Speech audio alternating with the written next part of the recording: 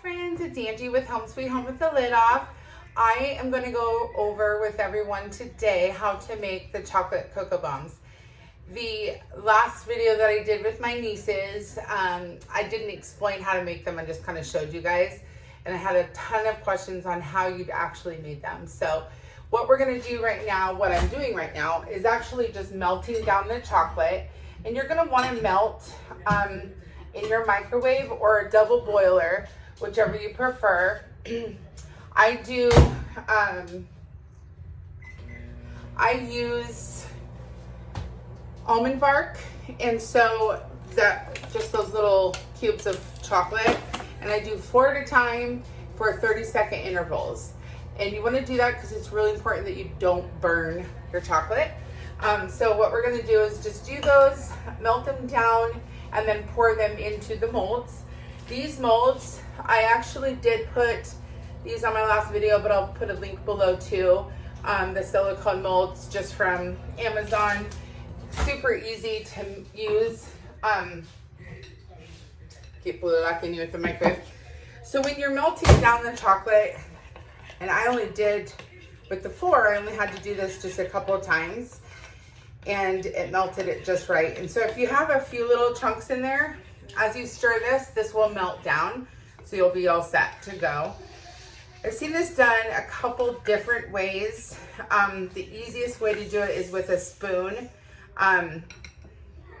When you're wanting to fill these, the silicone, you want to make sure that all the chocolate is coming up all the way to the edge when you peel these out. That way you're not getting the edges are cracked or dips in them. So you want to make sure that it's a full mold full. So what I'm going to do is I just add a little bit of chocolate in each mold. And as I'm doing this, I'm making a little bit of a mess here. Trying to make this kind of a quick video just to kind of show everybody how to do this. I'm actually going to get on later today and make another one. I just saw how to make fudge. I'm not a big fudge lover, but a lot of people, it's their favorite chocolate for the holidays, and I am making some goodie bags for people. So I found this recipe to do with Andy's mint chocolate. And I do love mint and chocolate together. So I'm going to try that for fudge today. So that'll be exciting. I'm going to be doing lots of melting. So what I do is I'm taking this spoon, and I hope that you can see this, and I'll get a little closer in a second. But I want to make sure that this chocolate comes all the way up to the edges. If it goes a little bit over, that's okay. The inside of this does not have to be perfect, because that's where the hot cocoa is going. It's not what the outside looks like. So I learned that. I was trying to be really finicky with mine and realized that it really doesn't matter what the inside looks like, because that's where the hot chocolate goes, and it's all going to get melted when you make your bomb. So as I spin the spoon around and kind of bring it all up to the edges, I want to make sure, like I said, that it comes all the way up to the edges. And there's going to be some excess chocolate down here at the bottom of it. And how I'm going to get rid of that and get it to kind of go all the way together is I just put a piece of parchment paper right underneath that mold. So as I sit here and talk to you, I'm going to let that drain out. And that will be really helpful to get all of the little sides done and get rid of that excess chocolate, so it makes it just a nice smooth cupful. I only melted enough to do just a couple more, so I'm going to go ahead and do those couple more before I flip this over. It's really easy to use a spoon rather than using a spatula, just because it's easier to fit. And I have found that if you use a flatter type of spoon, it works even better, because as you're doing this and you're kind of pushing around and down, I find that it kind of takes a little bit out. So then you have some see-through places, which you don't want, because you want the chocolate bomb to be 100% done. So a little bit of that dripped out, that's okay. It doesn't have to be all of it. And I can see where there's some spacing here. So I have some areas that didn't get 100% filled, because you want to make sure that there's no holes. Otherwise, it won't work if you don't. When you put your cocoa in there, if it falls out. So if I can kind of get this over here enough to show you, they're completely filled with chocolate, but hollow. So when these dry, they will be perfect to take out. I put these in the refrigerator just for a couple minutes and they harden real quick. I got that little tip from my sister. She is an avid cake maker and she uses these molds a lot for when she does pregnancy cakes for the bumps. So she showed me, just put it in the refrigerator and it'll go really quick. So once those come out, then we are going to add the cocoa in the center, or actually we're gonna warm a plate and we're gonna, each side, we're gonna melt it down so it's nice and even. And then when you put the cocoa and the marshmallows in, it will seal together with the heat from the hot plate and then they'll come together nicely. So I'll show you that when those are done. Meanwhile, what I'm going to do is I'm going to just do a couple of the white chocolate. Also going to melt this down for 30-second intervals. Should go a little bit quicker just because it's smaller, but those are going to be used for the drizzle to make them pretty. I like drizzling with the fork. I feel like you get the stripes a little bit better. If anybody has any other ideas to go across to make the stripes really pretty, please let me know. Right now they're turning out okay, but there could be a better way, I'm sure. So I'm just gonna make sure, whoops, these get soft pretty quickly, but they take at least twice. And then we'll do a little bit of sprinkles on top too, just to make them a little a little bit more festival. I feel like I'm saying the wrong word. Festive, there we go. A little bit more festive. The mini marshmallows are definitely the way to go. I suppose you could put a big one in there if you wanted to, but you just don't get the same idea of them floating to the top when you have a big one in there.